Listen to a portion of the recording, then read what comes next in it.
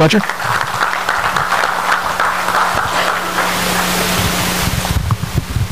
Hello, and thank you for having me. Come once a year.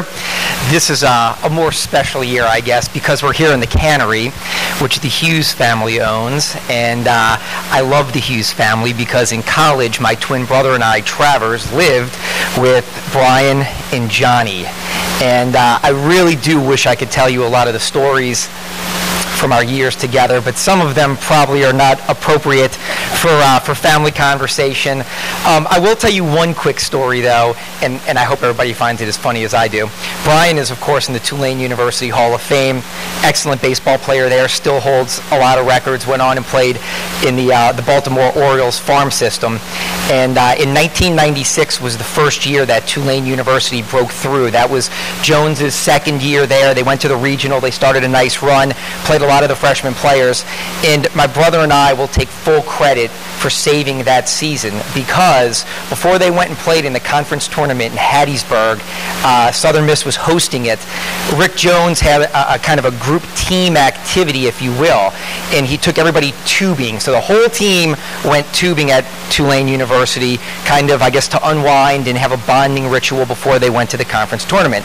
Well, the Hugheses, having that lovely fair hair and skin that they have, Brian came back that night to our apartment and was as red as Lenny's shirt over there, just like lobster red, you know, like Kenny's shirt right there. Said he couldn't sleep at night. You know, we're like, are you going to be able to play? He goes, I hope so. Wakes up in the middle of the night, and my brother and I were kind of night owls, watching TV and playing a little video games and stuff like that. And Brian said he was in tremendous pain, and he would never ask anybody else to do this, but he needed us to rub him down. So my brother and I spent the next 15 minutes, two men rubbing aloe all over another man's body. And but nonetheless, it paid off because Tulane went and won the conference tournament in 1996 and went to the NCAA regionals. So I've always thought that deep down inside, my brother and I helped contribute to that victory. But no, all right, yeah, I've worked at WDSU for 10 years. I am a native New Orleanian. If you have any questions in a second, I'll be happy to answer them. I would love to talk about the BCS and the bowl scenarios.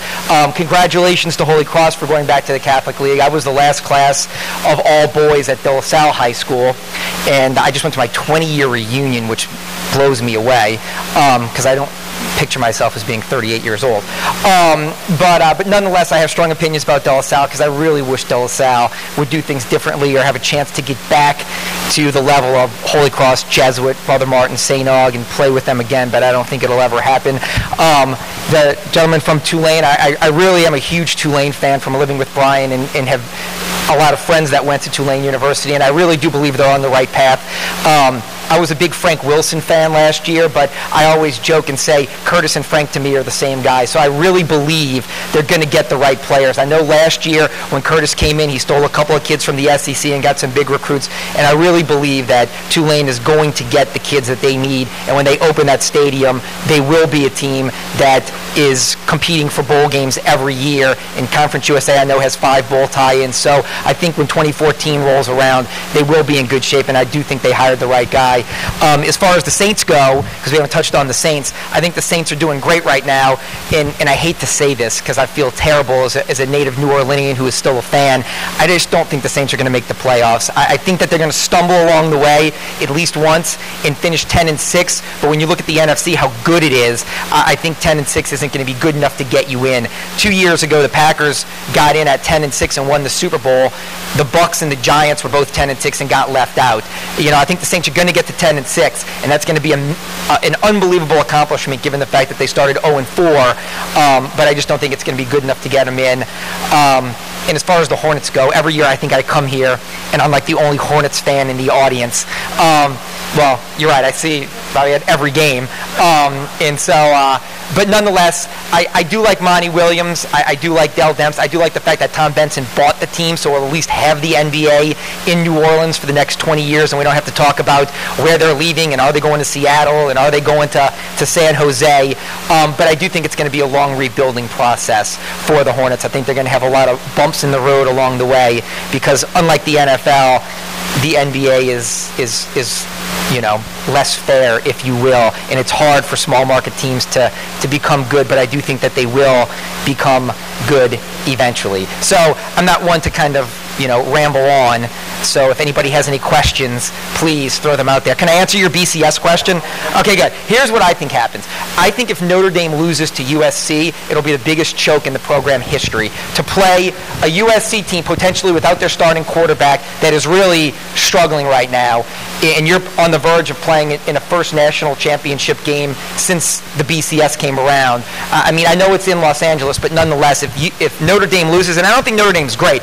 You look at some of their victories this year, and there's an argument that they should not be number one because of who they've beaten and how they've beaten them. But nonetheless, I do think Notre Dame gets into that game, and I do think Nick Saban in Alabama will beat Georgia. Although I do like Mark Richt and I do like their quarterback, I just think that Alabama getting a second chance, they will not squander it. And so I think you'll see Alabama and Notre Dame. For LSU fans that are talking about a BCS game, you absolutely have to be the biggest Florida State fans, because if Florida does not lose, Florida's 4. If you're in the top 4, you're guaranteed of a BCS game. So if Florida beats Florida State, LSU, Texas A&M are out, and Florida's coming to the Sugar Bowl. And that would be terrible for the city, because the Florida fans have been a disaster. A couple of years ago when they got in, Cincinnati outdrew them because they're just kind of fickle. If it's not a national championship game, they've never truly supported the Orange Bowl or the Sugar Bowl. So to me, all SEC fans, especially LSU fans, should pull hard for Florida State. Although I do think Florida's a better team. Florida's beaten 3 top 10 teams this year. I think Florida's a better team. But, and I'll also say this about the Sugar Bowl. I would love to see LSU in the Sugar Bowl, and maybe I'm crazy. In 2 weeks, you can say that guy didn't know what he was talking about. I think if Florida loses and the Sugar Bowl has their pick between A&M and LSU, they're going to take Texas A&M, because they're going to have Johnny Manziel, who'll probably win the Heisman Trophy. The game's on a Wednesday, which means their fans will come in on Monday or Tuesday, and it'll be better for the city. And A&M travels an Army, whereas LSU was here last year. Their fans will drive in on Wednesday, maybe spend one night, and it's for the Sugar Bowl. It's as much about getting something good for the city as it is getting a good game, and A&M would still be good. So I think that it's hard for me to find a scenario, unless A&M completely chokes in the last game, that LSU gets into the BCS. I just can't see it happening, to be honest with you. And as far as Leonard Fournette, I know somebody asked about him. Jim Mora does our shows with us, and we were showing him video, and he joked he wanted us to forward him the video because he goes, I've got to show that to Jimmy at UCLA so he can get down here and recruit that kid. So I'm sure Leonard Fournette will be recruited by everyone. And if there's any more questions, I know we're zeroing in on 1 o'clock, but throw them out there. A Hornets question, being tough to have a team in a small market, I guess it seems even tougher when Eric Gordon's not playing. Oh, yeah. That's like putting one hand behind our back right away. Yeah, no, it definitely hurts them. I'll say this. Del Demps has done a good job of dumping bad salaries like Emeka Okafor's and Trevor Ariza's, so they're in a good position financially. Next year they only have $34 million, so they can absorb his terrible contract, but it just stunts the growth. They had a go-to guy, a finisher, a guy that they were looked upon as being our star player, and so to me that rushes the development of a guy like Austin Rivers and to an extent Anthony Davis.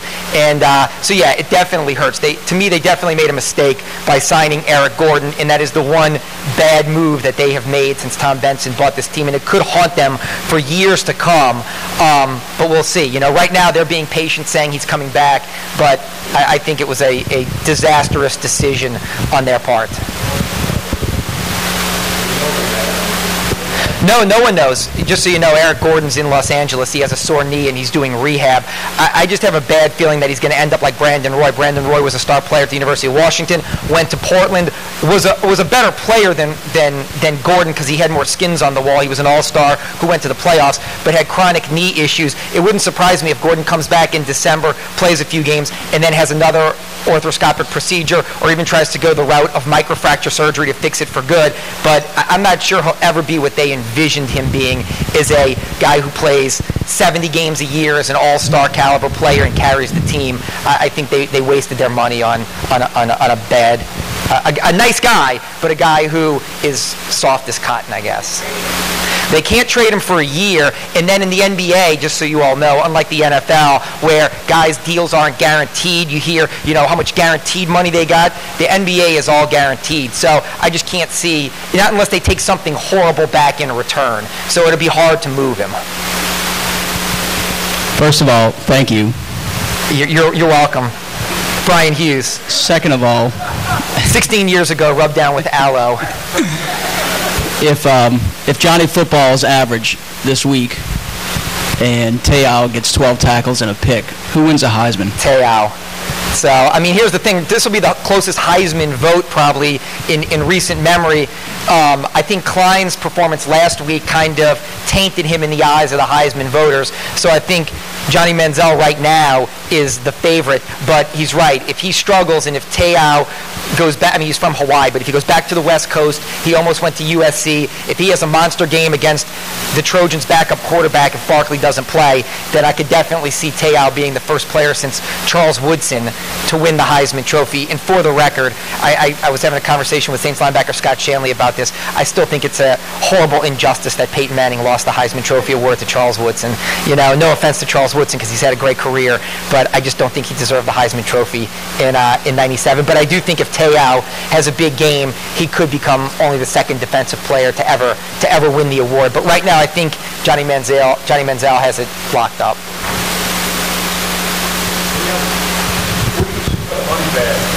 Oh, I think he's finished. I'll say this. I wrote a blog, because I'm friends with Jen Hale from Fox 8, and she did a lot of those stories with he and his family because they wanted to talk to her.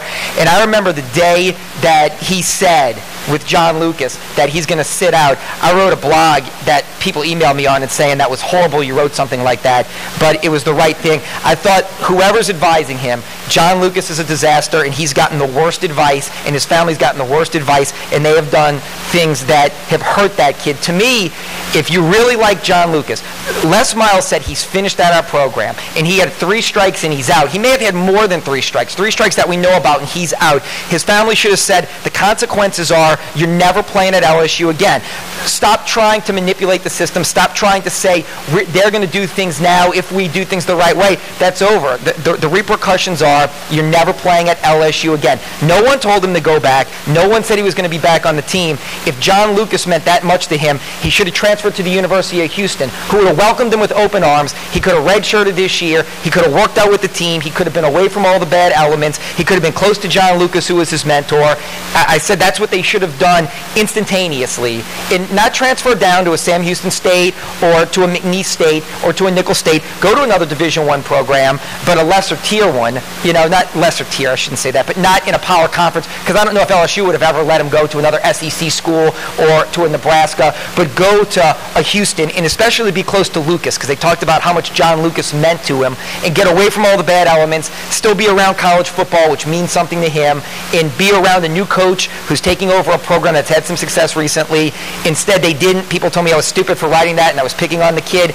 And what happens? He's in Baton Rouge around the bad element, and now he's finished to me for college football, and he's finished getting drafted because all the red flags. Somebody will sign him, definitely, and he'll probably play in the NFL, and he may have a career